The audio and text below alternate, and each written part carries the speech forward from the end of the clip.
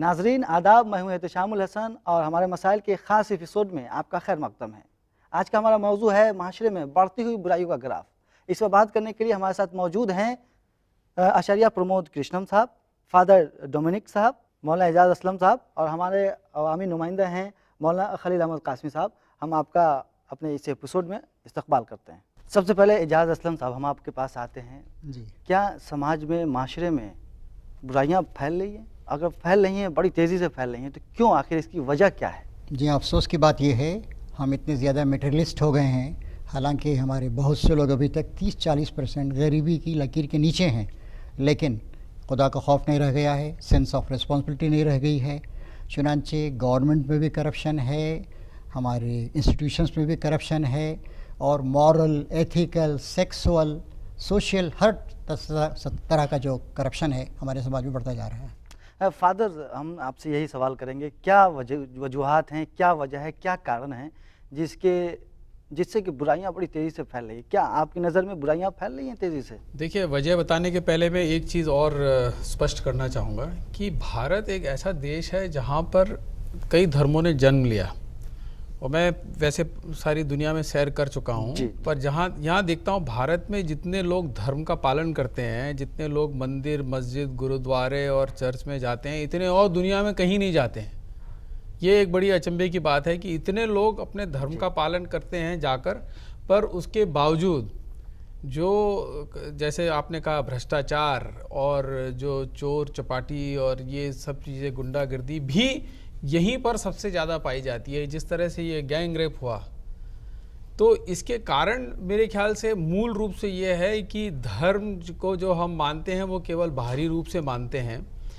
आंतरिक परिवर्तन जो धर्म को लाना चाहिए अंदर से, मन में और दिमाग में, वो उसका हमारे पर कोई प्रभाव नहीं पड़ रहा है, परंतु बाहरी चीज़ें हैं उनका प्रभाव हमारे ऊपर ज़्यादा पड़ रहा है। जी, आचार्य प्रमोद कृष्णन साहब, हम आपके पास आते हैं।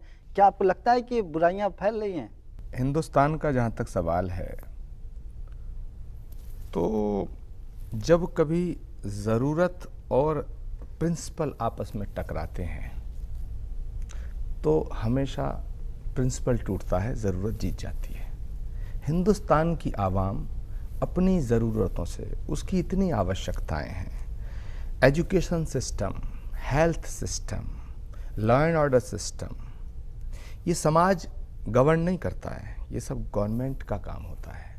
हमारा दुर्भाग्य है, हमारी बदकिस्मती है कि जो जमहूरियत का जो सिस्टम हमने अडॉप्ट किया, जो डेमोक्रेसी अडॉप्ट की, हमारे देश में जो डेमोक्रेटिक सिस्टम है जी। वो निहायत ही बुनियादी रूप से करप्ट हो चुका है। इसलिए कोई भी नेता, कोई भी ऑफिसर सच को सच नहीं कहता, वो बुराइयों पर पर्दा डालना चाहता है, बुराई की बुनियाद को ख़त्म करना नहीं चाहता। मुझे बहुत ही अच्छी एक बात याद आती है, एक शायर हुए दुष्यंत, उन्होंने कहा कि गज़ब है सच को सच कहते नहीं, वो कुरान और उपनिषद ओढ़े हुए हैं। अब केवल गवर्नमेंट की तरफ से बात हमने की, अब हम थोड़ा रिलीजियस पॉइंट ऑफ व्यू से भी बात करना चाहेंगे, सोशल पॉइंट ऑफ व्यू से भी अपनी राय रखना चाहूँगा कि जहाँ एक तरफ हमारा डेमोक्रेटिक सिस्टम में बुनियादी रूप से करप्शन आ गया है, वहीं जो हमारे तमाम धर्म गुरु हैं वो धर्म की जो व्याख्या कर रहे हैं, धर्म कभी गलत कोई नहीं है, पूरी दुनिया के सारे मजहब जो हैं वो इंसानियत के लिए हैं, अच्छी तरह से ज़िंदगी कैसे बीते ये हमें सिखाया जाता है। मगर जो हमारे उस धर्म का इंटरप्रिटेशन करने वाले हैं वो कहीं ना कहीं अपने स्वार्थों में लिप्त हो गए हैं और उसका भी पॉलिटिकलाइजेशन हो गया है। इससे बुनियादी रूप से समाज में भी गड़बड़ी पैदा हो रही है। जी जी, मज़हब के जो भी कायदीन हैं वो आवाम को मुख्तलिफ़ अंदाज में समझाने की कोशिश करते हैं और इससे आवाम में जो भी जिस तरह का भी मैसेज जाता है।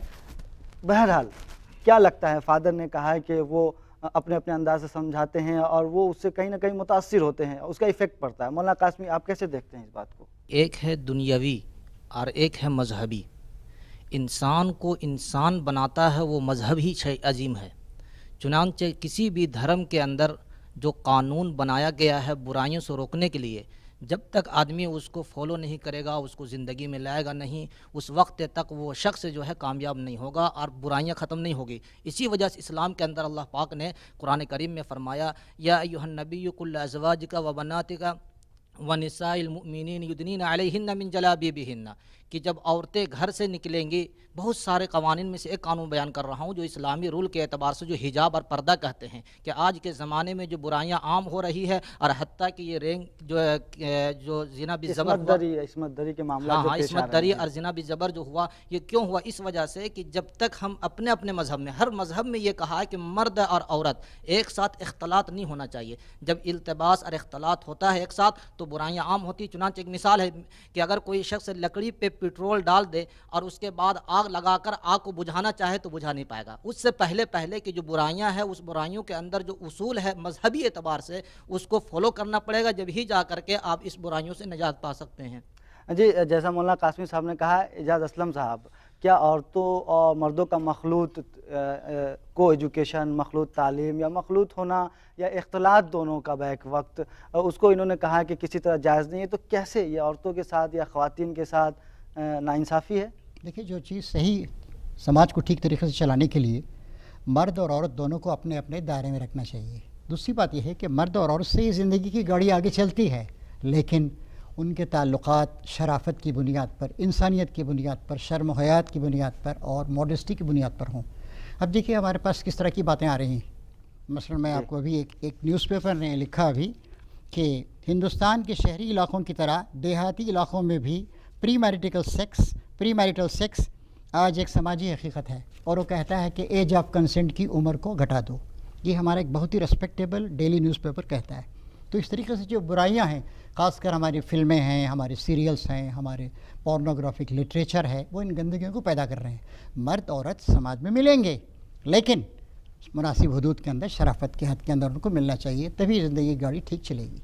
नहीं, जैसा कि पंडित आचार्य कृष्णन ने कहा, फादर ने कहा, तो इन दोनों की बातों से क्या वजूहात निकल के, जैसे इन्होंने कहा है कि हमारे जो कायदीन हैं वो कहीं ना कहीं मिसगाइड करते हैं, फादर ने भी ऐसी कुछ बातें की। क्या लगता है आपको, क्या वजूहात है कि जिसकी वजह से ये बुराइयां बड़ी तेज़ी से फैल रही हैं? आचार्य जी और फादर दोनों जो बातें कही उसका खुलासा ये है, मैं भी इसकी तायद करता हूँ कि मज़हब जो है सिर्फ कुछ रिचुअल्स का नाम नहीं है। मज़हब इंसान को इंसान बनाने, अच्छी ज़िंदगी गुजारने के लिए आया।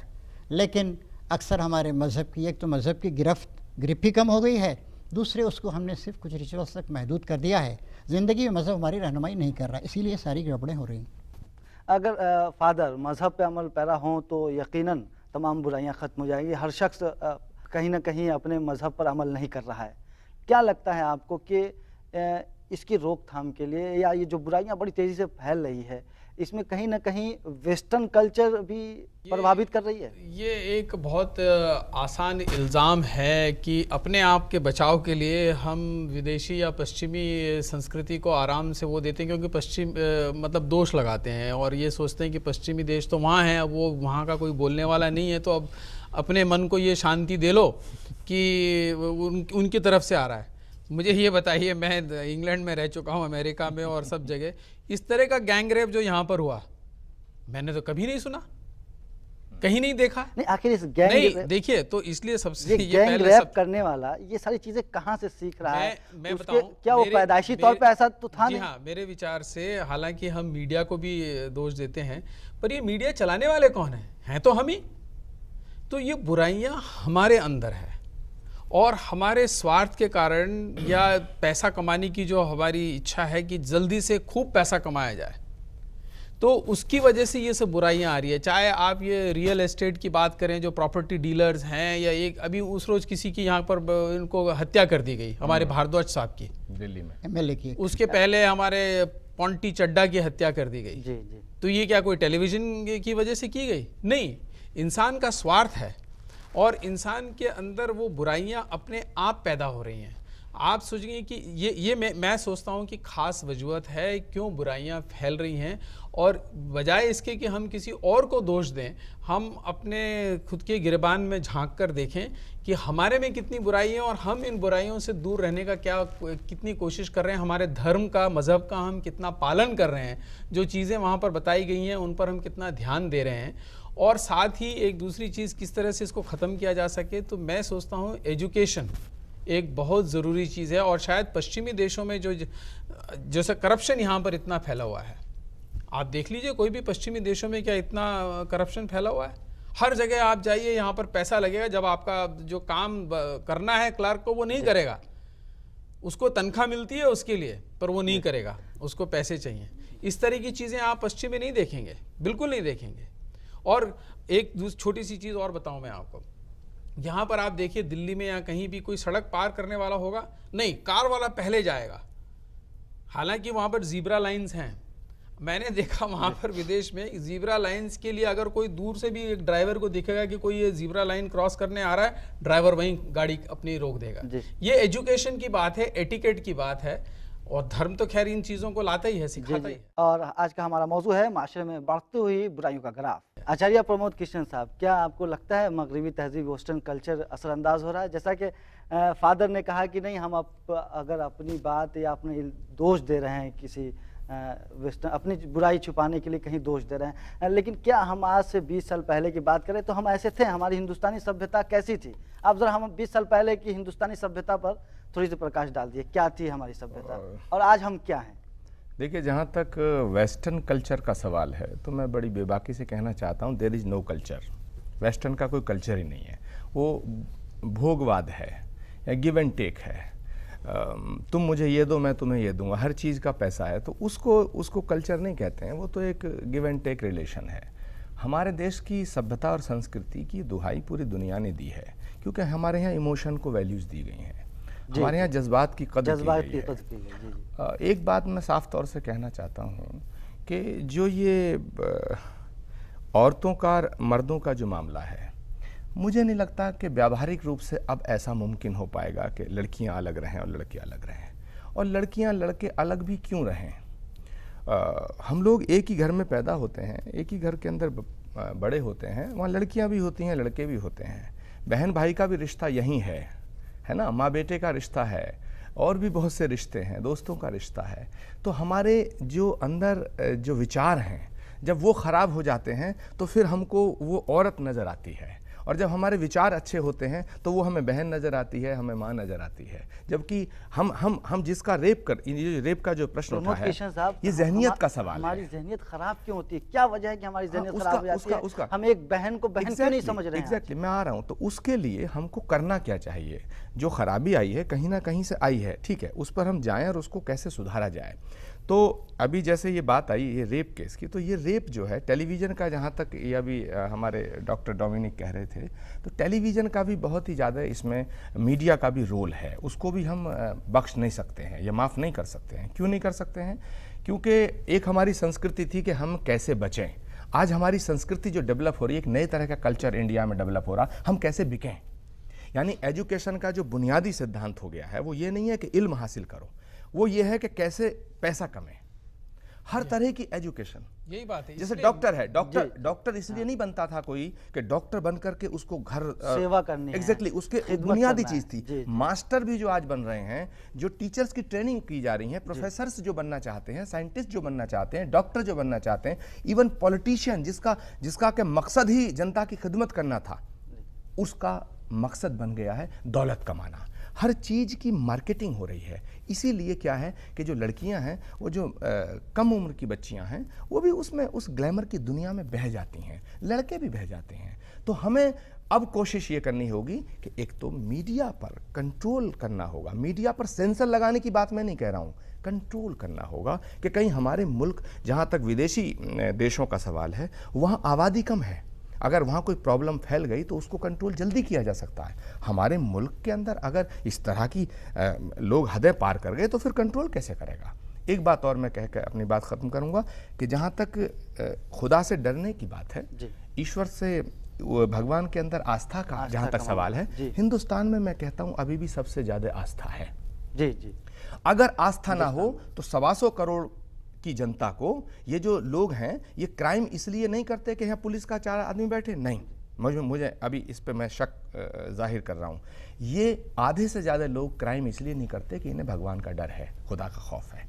जिस दिन ये खौफ मिट गया, उस दिन इस देश को कोई बचा नहीं सकता। जी, हम अभी आते हैं आपके पास। मौलाना कासमी साहब, आपको क्या लगता है कि ये मीडिया जो है बुराइयों को तेज़ी से फैलाने में अहम रोल अदा कर रहा है? मीडिया या जिस तरीके से इस ज़माने के अंदर टेक्नोलॉजी वगैरह जितने भी इंटरनेट हैं, मोबाइल हैं, तो मीडिया किसी सिर्फ ये चीज़ का नाम नहीं चैनल का। मीडिया मीन्स ये समझिए कि जितनी भी कम्युनिकेट, जितनी चीज़ें ये चीज़ें हैं, वाक़तन ये चीज़ें बुराइयों को आम कर दी है। चुनांचे पहले ज़माना था कि लोग टीवी चैनल तक नहीं जानते थे, तो अपने गाँव में वगैरह वगैरह ज़िंदगी गुजारते थे। लेकिन रेडियो वगैरह सुन कर आज के के काम ज़माने चलाया के अंदर करते थे। इतनी जी। बुराइयां आम हो चुकी, इस मोबाइल की वजह से, इस इंटरनेट की वजह से, कि इस बुराइयों को बचाना अपने आप को बहुत ही दुश्वार कुन मामला हो गया है। इस वजह से जहाँ तक ये ज़रूरी है कि अगर कोई ऐसे राह निकल जाए कि जिन बुराइयों से बच सकते हैं, अगर ज़रूरत नहीं है फिर भी आप देखते होंगे कि मोबाइल स्टूडेंट, पढ़ने वाला तालिब इल्म है, लेकिन फिर भी उसके बाद हाई फाई जो है मोबाइल रखे हुए हैं, और फिल्म और गाने और नौज़ बिल्ला बहुत तरह के, इसकी वजह से ये बुराइयाँ आम हो रही है। लेकिन अफसोस की बात है, इसको कंट्रोल कैसे किया जाए। उसके अब जो भी हालात आ सकते हैं, जो भी गवर्नमेंट चाहे या मुक्तज़ा हाल के मुताबिक जो हालात आते हैं, उसको ज़रूरी जी, है इस पर कंट्रोल कैसे किया जाए, इस पर हम लौटेंगे। लेकिन हम मौलाना एजाज असलम साहब इस बात पे आएंगे कि क्या हमारी क्या जिम्मेदारी है। गार्जियन की बात करें आप, तो वो बच्चे की परवरिश में माँ बाप का बड़ा अहम रोल होता है। उसकी इब्तदा जैसी होगी वो इंतहा होती है।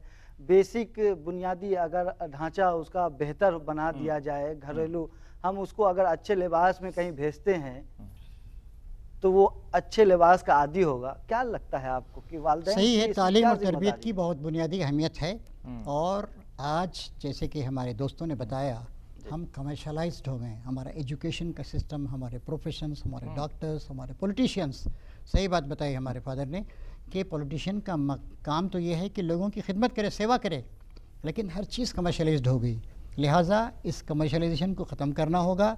और आदमी के अंदर आप हर जगह पुलिस नहीं बिठा सकते हैं। आदमी के अंदर एक पुलिस होना चाहिए, पुलिसमैन। वो ये है, मेरा खुदा मुझे देख रहा है, मेरी ज़िंदगी का एक बहुत ऊंचा मकसद है, मैं सिर्फ eat and drink and be merry for tomorrow though will die, इससे काम नहीं चलेगा। तो इस सिलसिले में माँ बाप की भी अहमियत है, टीचर्स की अहमियत है, और मीडिया की भी बहुत बड़ी अहमियत। मीडिया जिस तरह की चीज़ें पेश कर रहा है, जी, क्रिकेटर को आज आप देते हैं 5 करोड़ रुपये, किसी वाइस चांसलर को दिए हैं आपने 5 करोड़ रुपये आपने, तो जो ज़िंदगी की प्रायोरिटीज़ हैं वो हमारी बदल गई। तो ये बात बहुत ज़रूरी है कि माँ बाप भी और हमारा मीडिया भी, हमारे न्यूज़पेपर्स भी, हमारी हुकूमत भी, सब के सब इस बुनियाद को दुरुस्त करने की कोशिश करें। और जो धार्मिक लोग हैं उनकी भी ये जिम्मेदारी है कि धर्म की जो असलियत है, इंसान रिस्पॉन्सिबल ज़िंदगी गुजारे, उसको वो स्ट्रेस करें। कि देखिए, जैसे जो बच्चा देखता क्या है, बच्चा देख रहा है कि डर्टी पिक्चर में बुरे से बुरा रोल करने के लिए विद्या बालन को अवार्ड दिया जाता है। ठीक है जी। और जितना ज़्यादा कोई नंगा होगा उतना ही उसको इज्जत दी जाएगी। तो बच्चा सोचता है मैं भी नंगा हो जाऊं। समझ रहे हैं आप मेरी बात? तो ये इससे मैं इत्तेफाक रखता हूं कि बुनियादी जो एजुकेशन है वो हमारी एक तो मजबूत होनी चाहिए, जो थी अब रह नहीं गई है। जी जी, है जो ना? आज से 20 साल पहले थी, एक हमारी मॉरल तहजीब ग्राउंड की थी। बात जी, नहीं जी। हो रही है। बच्चों को ये सिखाया जा रहा कैसे बिकें, कैसे तुम बेको। ठीक है, ये नहीं सिखाया जा रहा कैसे हम अपने मुल्क की इज्जत को, अपने घर की इज्जत को, अपने वतन की इज्जत को, अपने मोहल्ले की इज्जत को हम कैसे महफूज रखें, ये नहीं सिखाया जाता है। आज कैसे बिकें, तो एक तो ये ज़रूरी है। दूसरा ये ज़रूरी है कि जो मीडिया का जो रोल है वो बहुत अहम हो गया है। आज 1 सेकंड के अंदर पूरे घर घर में बात फैल जाती है, एक चैनल को दिखाता है। हम चाहते हैं बेटियां महफूज रहें, बहनें लड़कियां महफूज रहें, लेकिन उन पर हम अगर उनको जंजीरों में कैद करना चाहेंगे तो ये भी सॉल्यूशन नहीं है। अगर हम ये कह दें कि लड़कियां लड़कों से दूर रहें, ये सॉल्यूशन नहीं है। दिस इज नॉट पॉसिबल, ये हो नहीं सकता।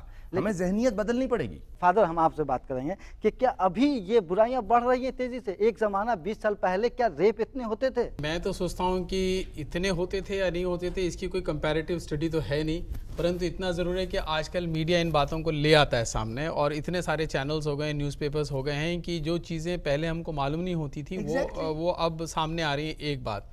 दूसरी बात, मैं एक थोड़ा और इसका दायरा अगर बढ़ाऊँ तो जैसे हिंदू धर्म के अंदर अलग अलग युग हैं, द्वापर युग है, कली युग है, और इसको कहते हैं कि ये कली युग चल रहा है और इसके अंदर सारी बुराइयां हैं और ये युग ख़त्म हो जाएगा।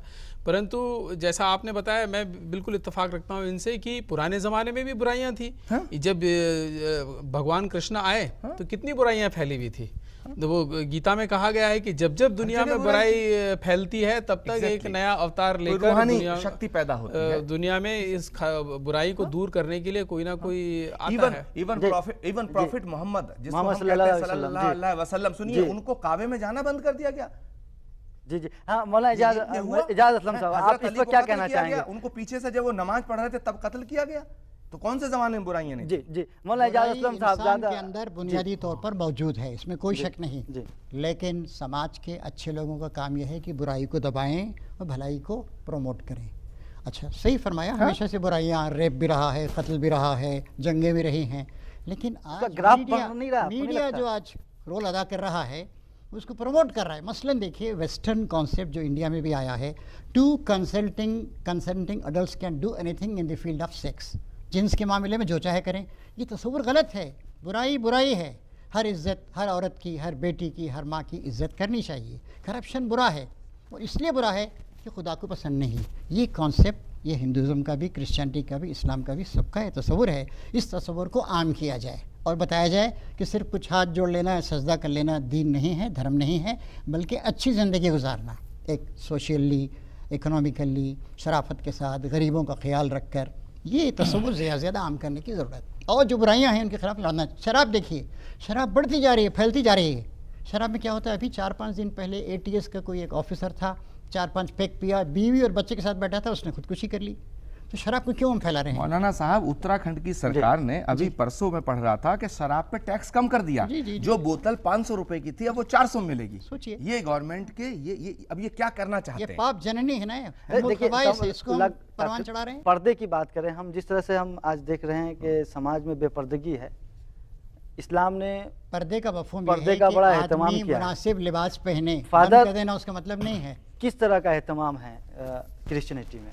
अगर पर्दे की बात करें, हमारे अंदर नंगपन होगा, नजरें उठेंगी, क्या लगता है आपको? हाँ, ये सही बात है और इसके बारे में बाकायदा बात की जाती है और कई बार चर्च में ये आदेश दिए जाते हैं कि आप किस तरह के कपड़े पहनकर चर्च के अंदर प्रवेश करेंगे। लोग हालांकि बुरा मानते हैं और उसके ऊपर में ये NDTV वगैरह पे कई प्रोग्राम के अंदर उसी पे सवाल खड़ा करना चालू कर देते हैं कि बिशप ने ऐसा आदेश क्यों निकाला कि आप इस तरह के कपड़े पहन कर नहीं आएंगे, ये तो इनकी आज़ादी है। तो ये जो मैं तो यह मानता हूँ कि मूल रूप से बुराई इंसान के अंदर है। हम जो मीडिया कौन है? आदमी लोग चला रहे हैं ना। जी जी, हम आप मीडिया हैं। तो हम आप हैं। लोग चला रहे हैं। वो क्यों चला रहे हैं? वो क्यों इस प्रकार की चीजें ला रहे हैं? क्योंकि उनको मालूम है कि इस प्रकार की चीजें दिखाने से हम ज्यादा कमाई होगी। हाँ। तो अल्टीमेटली उनका मकसद केवल है कमाई करना।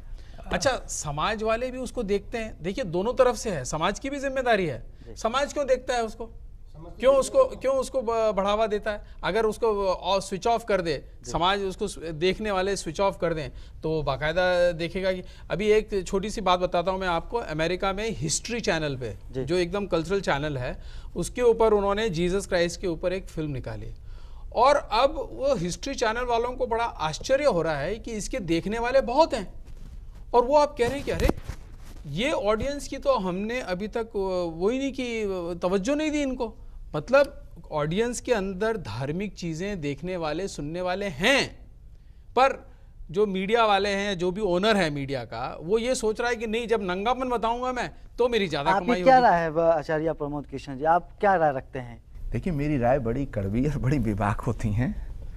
अच्छी तो होती मैं है। मैं गुजारिश आपसे करूं, बस इतना ही मैं कहना चाहूँगा। डॉक्टर डोमिनिक हमारे बड़े ही ऑनरेबल इंसान हैं, मौलाना साहब, और अपने अपने दीन के मज़हब के आलिम हैं।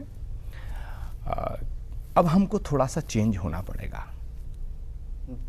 जैसे जैसे है कि भाई मीडिया में जो चीज़ दिखाई जा रही है उसको नहीं देखा जाए, जो चीज़ दिख रही है उसे कैसे ना देखा जाए।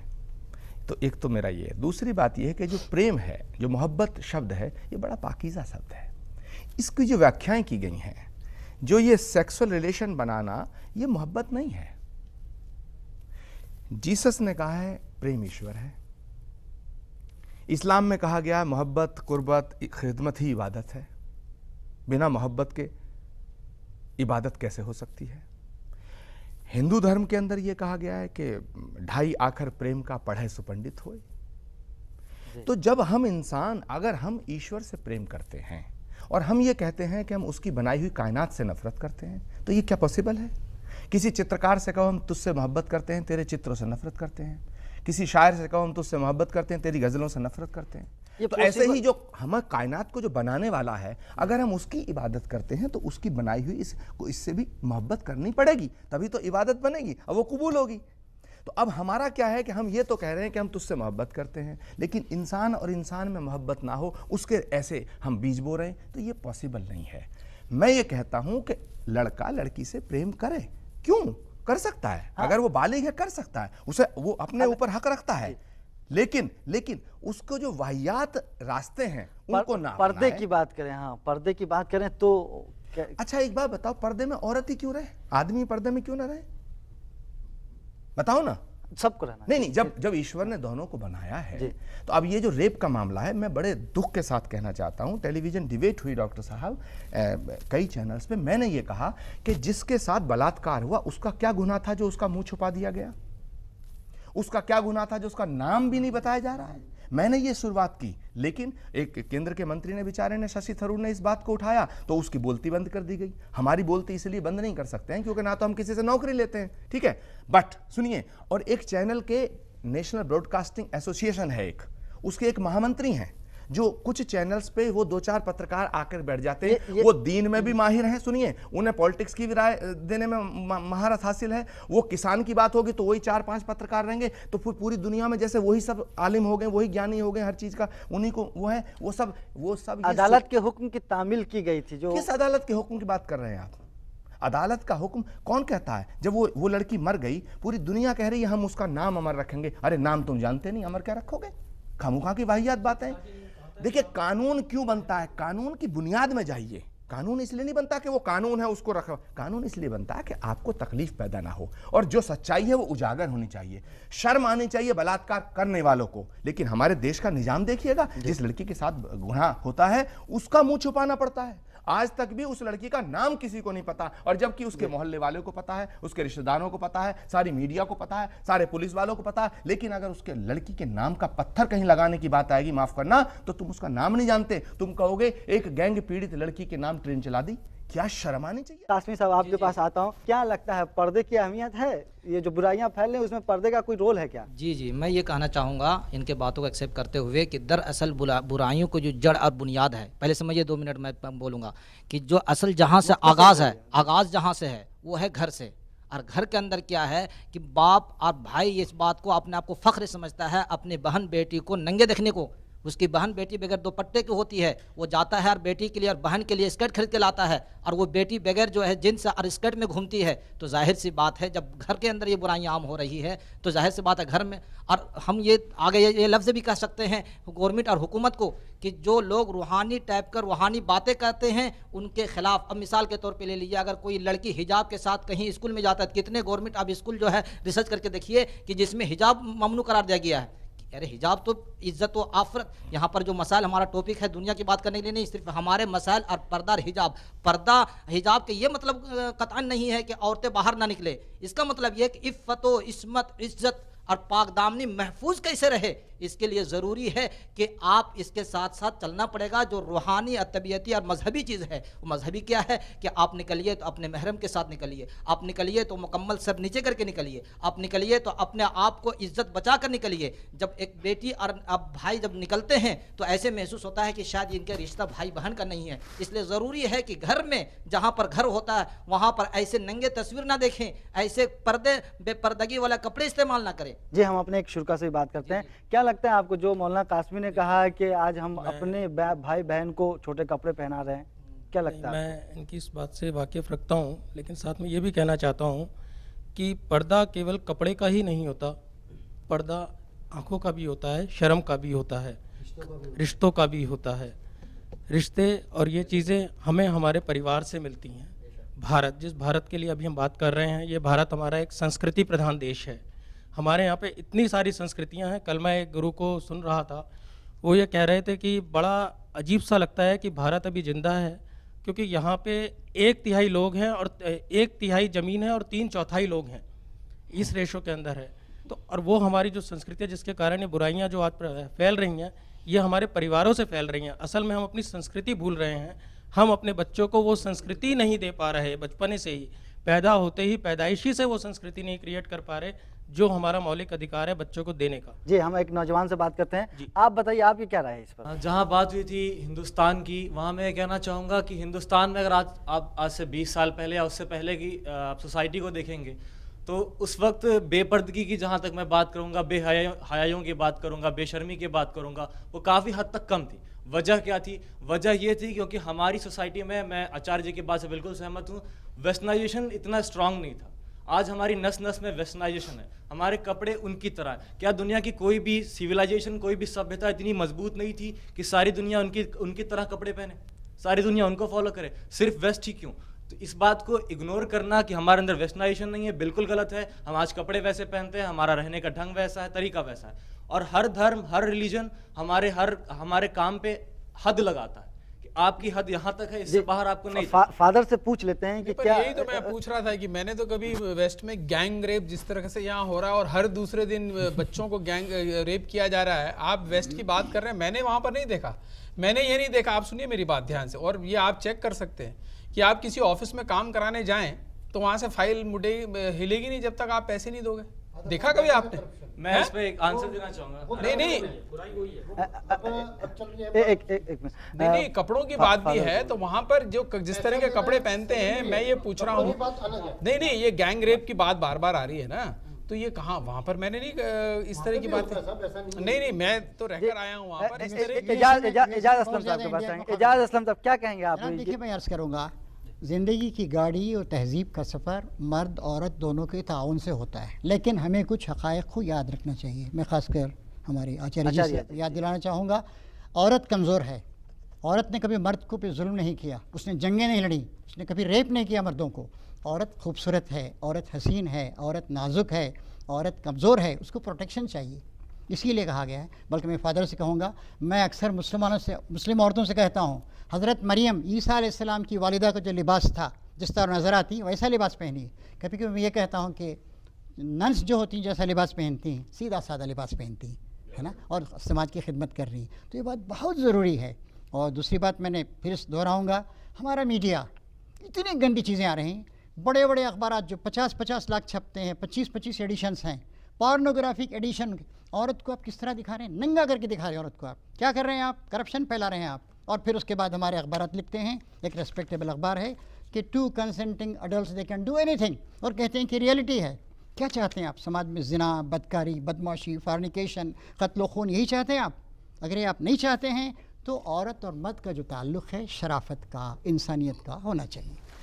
आचार्य जी, अगर हम इस्मत दरी या बलात्कार इस तरह के जराइम से ऊपर उठकर भी बात करें तो दूसरे बहुत सारे जुर्म हैं। जिस तरह से आजकल भाई भाई को गोली मार रहा है, आसपास में मोहब्बत नहीं है, हम एक दूसरे के दुख दर्द में शामिल नहीं हो रहे हैं, सबसे एकदम भवें हमारी आंखें चढ़ी होती हैं। देखिए, मौलाना साहब ने एक बात शुरू में कही थी कि मेटलिस्टिक जो हमारा जो मिजाज हो गया है, हम ना जल्दी से पाना चाहते हैं, पेशेंस खो गया है। और पेशेंस के लिए सबसे ज़्यादा जो स्पिरिचुअलिज्म की ज़रूरत पड़ती है, स्पिरिचुअलिटी की जो ज़रूरत पड़ती है, या मज़हब की या दीन की जो ज़रूरत पड़ती है, वो क्या सिखाता है?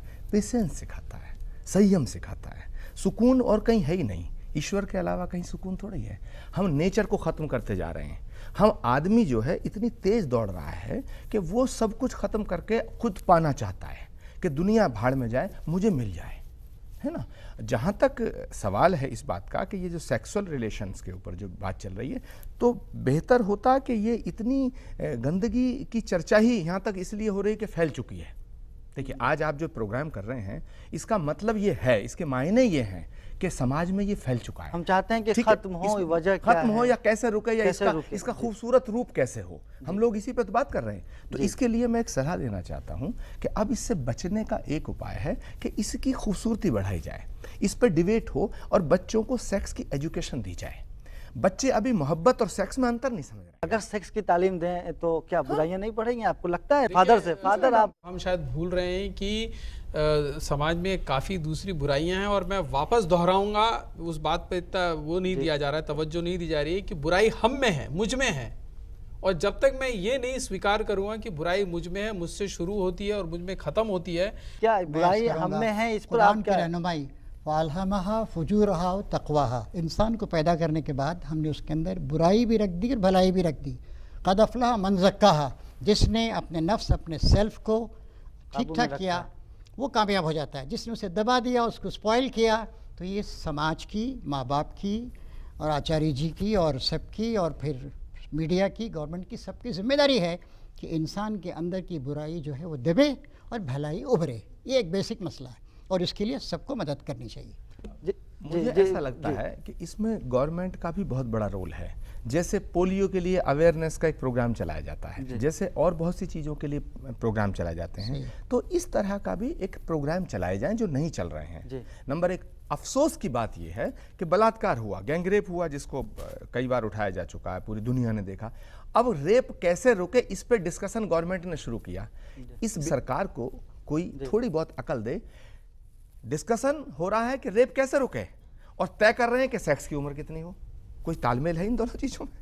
शादी तो होगी 18 और 21 साल में और सेक्स करते हैं 16 साल 16 में। आप सरकार को कोई समझाए कि रेप का इससे ताल्लुक क्या था।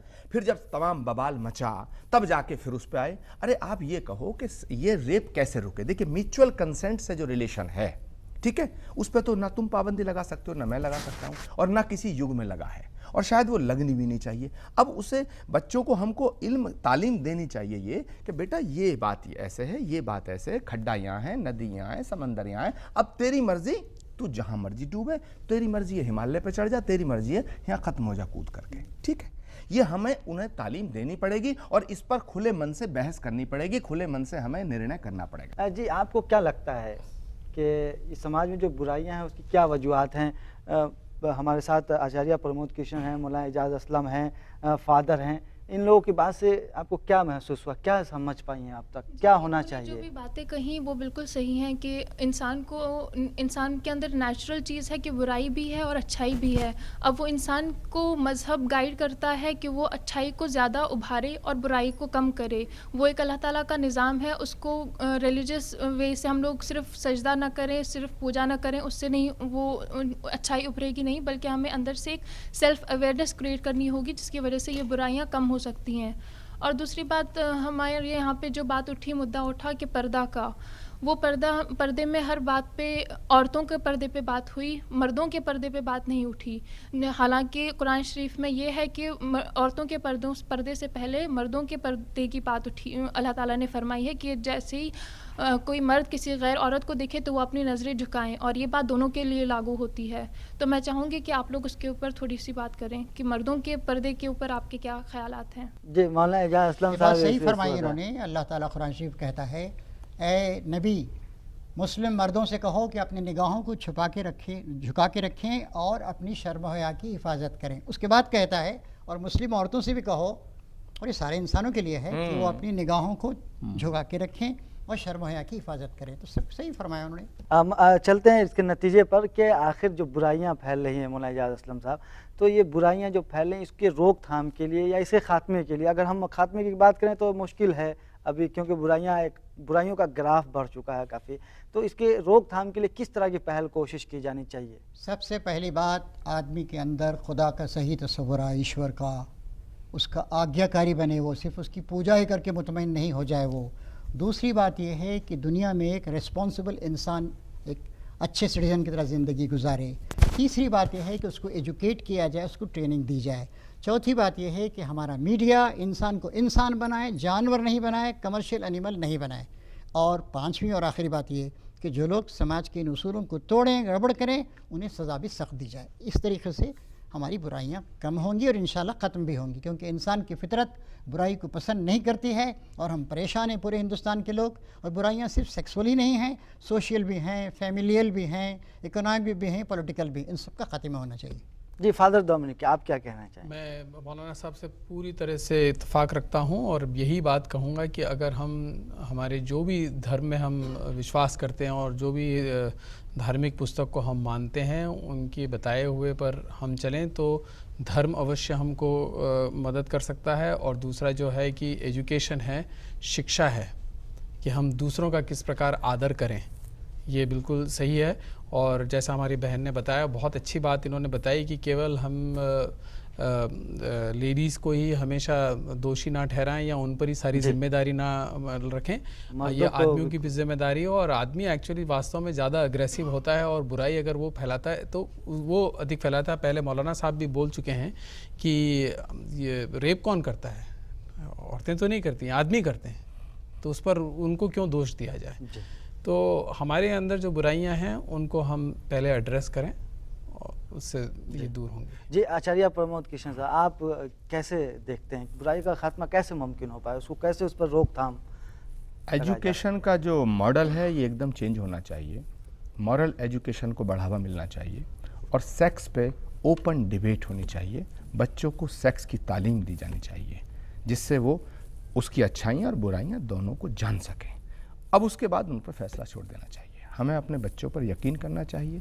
केवल हम उनको पर्दा दे करके, बंधन दे करके, उनको बंदिश लगा करके वो कंट्रोल नहीं कर सकते। मेरा ऐसा मानना है। जी मौलाना कासमी साहब अवामी नुमाइंदा हैं। मौलाना कासमी साहब, आपकी क्या राय है, क्या किस तरह से बिल्कुल रोकथाम? उनके बातों से मैं एक्सेप्ट करता हूं, लेकिन इसके साथ ही साथ मैं ये कहना चाहूँगा कि जैसे उन्होंने बहन ने भी बताई है कि जहां औरतों के लिए ज़रूरी हिजाब है वहीं पर मर्दों के लिए है, और जितनी बुराइयां आम हो रही है वो मर्दों की वजह से हो रही है। मर्द जो है अपने किस तरीके से लिबास पहना है, किस तरीके से तालीम दे, किस तरह से तरबियत दे बच्चियों को, और उसके साथ साथ किस तरह के घर के हर फर्द अपने फैमिली को किस तरीके से आगे ज़िंदगी गुजारें, उसके लिए एक बात मैं एडवाइजरी बतौर मशवरा मैं आपको ये कहूँगा कि जहाँ जितने सब्जेक्ट स्कूल में हैं वहीं पर मैं कहूँगा कि जिनके जिस मज़हब के अंदर जो बातें अच्छी है उसको ले, कि जिना करने वाले हैं तो उसमें क्या गुनाह है, उस पर क्या सज़ा मिलेगी दुनिया और आखिरत में, पड़ोसी का क्या हक़ है, माँ बाप का क्या हक़ है, रिश्तेदार का क्या हक़ है, मुल्क में हम हैं तो मुल्क में एक दूसरे के साथ उल्फत व मोहब्बत और अमन के शांति के साथ कैसे ज़िंदगी गुजारेंगे,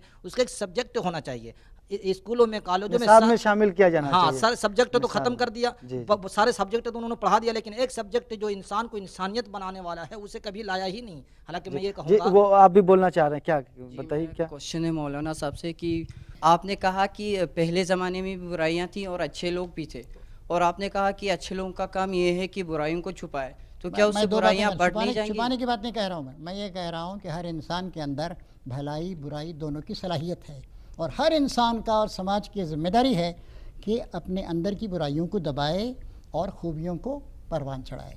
ये मैंने कहा।